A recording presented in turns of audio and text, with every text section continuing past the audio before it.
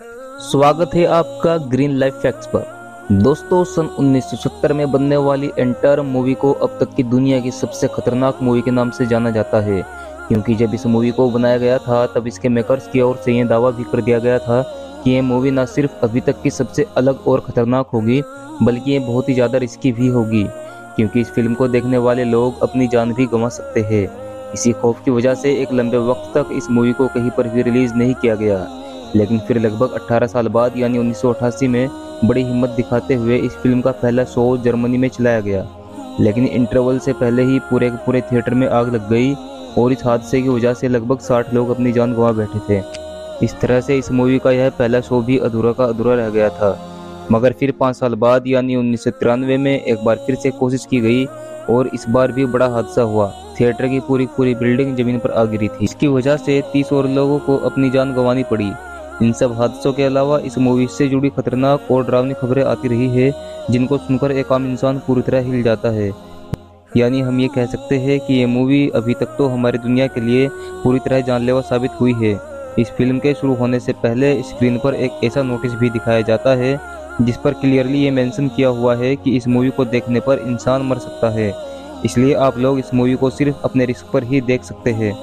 लेकिन दोस्तों, अब सवाल यही है कि ये मूवी अपने आप में इतनी ज़्यादा खतरनाक क्यों है, और आखिर इस मूवी में ऐसी क्या चीज़ें दिखाई गई है जिसकी वजह से ये मूवी ना सिर्फ अलग अलग इलाकों में तबाही मचा चुकी है, बल्कि बहुत सारे लोगों की जान भी ले चुकी है।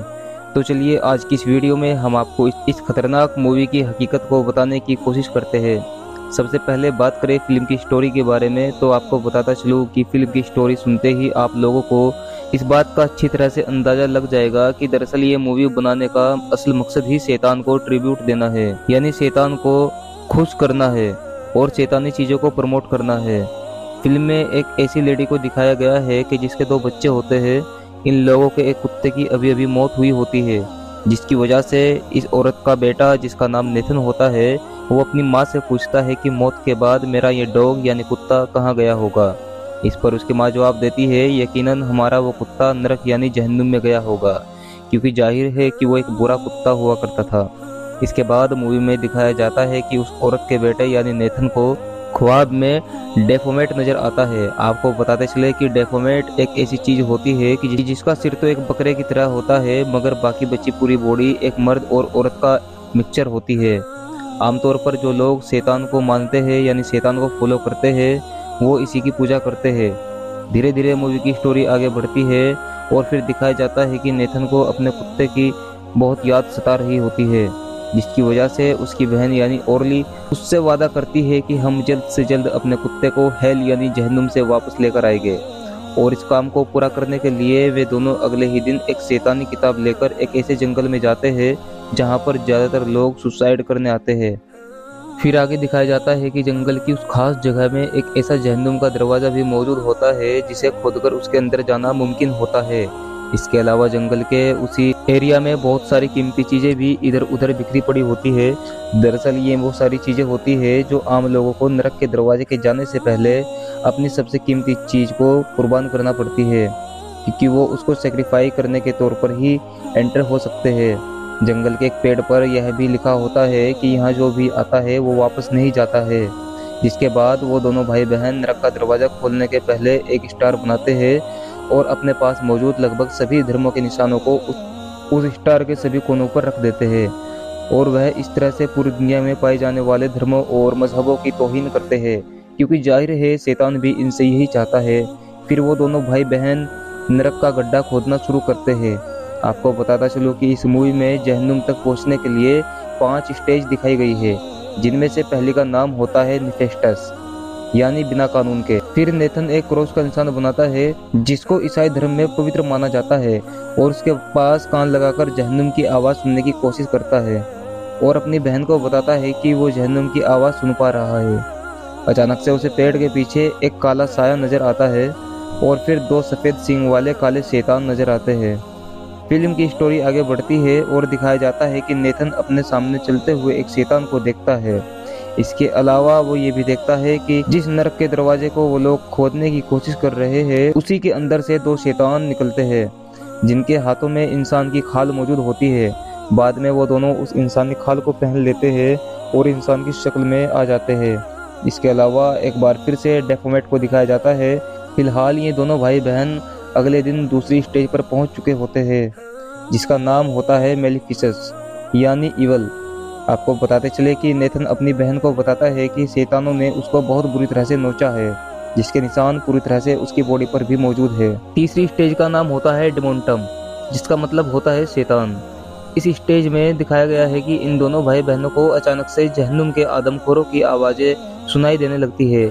ये दोनों घबराकर वहां से भागते हैं और फिर एक कस्बे में पहुंच जाते हैं।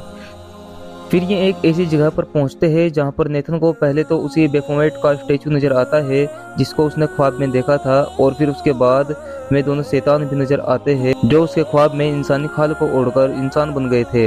वहां पर पहुंचकर दोनों भाई बहन देखते हैं कि वे दोनों खतरनाक शैतान एक आम इंसान को उस बेफोमेट के स्टेचू के अंदर डालकर उसके नीचे आग जला रहे हैं, ताकि न सिर्फ उसकी कुर्बानी दे सके बल्कि इसको खा भी सके।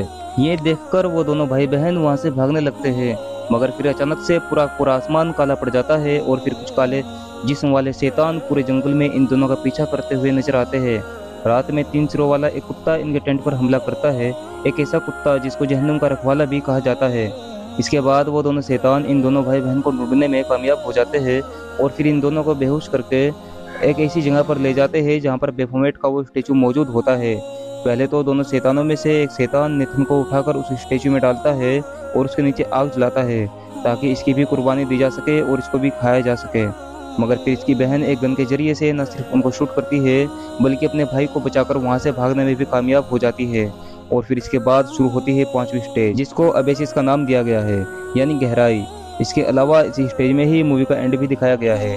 इसकी 5वीं और आखिरी स्टेज में पहली 4 स्टेज से खतरनाक और डरावनी एक्टिविटीज दिखाई गई है, यानी इन दोनों भाई बहनों को और भी बड़े बड़े खतरनाक चैलेंजेस का सामना करना पड़ता है। लेकिन दोस्तों, अब मेरी तरह आप में से भी लगभग सभी लोगों के दिमाग में ये सवाल जरूर चल रहा होगा कि भले ही ये मान लिया जाए कि ये मूवी बहुत ज़्यादा डरावनी है, बहुत ही ज़्यादा खतरनाक है, तो इस मूवी में बहुत सारी खतरनाक एक्टिविटी को दिखाया गया है, पर फिर भी इस मूवी में ऐसा कुछ तो नजर नहीं आ रहा है कि जिसकी वजह से ये मान लिया जाए कि इसकी वजह से लोगों की जानें जा रही होगी। आखिर ऐसी वो क्या चीज़ें हैं जो ने लगभग 100 से ज़्यादा लोगों को मौत के मुंह में धकेल दिया। तो आपको बताते चले कि जहाँ तक सवाल सिनेमा में लगने वाली उस आग का है, तो वो आग जानबूझकर लगाई गई थी। जिस इंसान ने उस आग को लगाया था उसने अपने साथ साथ और भी बेशुमार लोगों की जान ले ली थी, और इस बात को बाद में इन्वेस्टिगेशन रिपोर्ट्स ने कंफर्म किया है। शुरू में ये खबरें आई थी कि इस हादसे में इस मूवी की ओरिजिनल कॉपी जल गई थी, मगर फिर बाद में पता चला कि बाद में इस मूवी की गई कॉपीज को नीलामी के जरिए कई गुना मुनाफे में बेचा गया था। अब आप आसानी से समझ सकते हैं कि इस पूरे मामले के पीछे क्या खेल खेला जा रहा था। इसके अलावा वक्त वक्त पर ऐसी बहुत सारी खबरें आई थी जब इसको देखने वाले किसी न किसी इंसान की मौत हो गई थी। इसलिए अब ये दावा किया जाता है कि वो कोई मौत नहीं बल्कि मर्डर था। और इसकी वजह यह है कि जब एक बार सन 1993 में अमेरिका के एक बड़े शहर में एक सिनेमा फेस्टिवल में इस मूवी को चलाया गया था, तो इंटरवल के होने से पहले ही वहां पर मौजूद बहुत सारे लोग अजीबोगरीब हरकतें करने लगे थे। मदहोश होकर कुछ लोगों ने झूमना शुरू कर दिया था, तो कुछ लोग बेहोश होकर जमीन पर गिरने लगे थे। और इस हालात की वजह से भगदड़ मची और नतीजतन एक प्रेग्नेंट औरत को अपनी जान गंवानी पड़ी थी। फिर बाद में जब इन्वेस्टिगेशन हुई तो पता चला कि थिएटर के मैनेजमेंट ने ही इन लोगों के खाने में एक ऐसा अजीबोगरीब ड्रग्स मिलाया था जिसकी वजह से ये लोग इंटरवल से पहले ही अजीबोगरीब हरकतें करने लगे थे। तो अब जाहिर है दोस्तों कि इस मूवी के अंदर ऐसा कुछ भी नहीं है, जैसा कि जिस तरह के दावे इस मूवी के बारे में 1970 से लेकर अब तक किए जा रहे हैं, बल्कि ये वो प्रोपेगेंडा था जो पूरी दुनिया में सनसनी फैलाने और बड़े से बड़ा प्रॉफिट कमाने के लिए किया गया था। वीडियो पसंद आई हो तो वीडियो को जरूर लाइक कीजिए और ऐसे ही और वीडियोस देखने के लिए हमारे चैनल ग्रीन लाइफ फैक्ट्स को जरूर सब्सक्राइब कर लीजिए। वीडियो देखने के लिए धन्यवाद।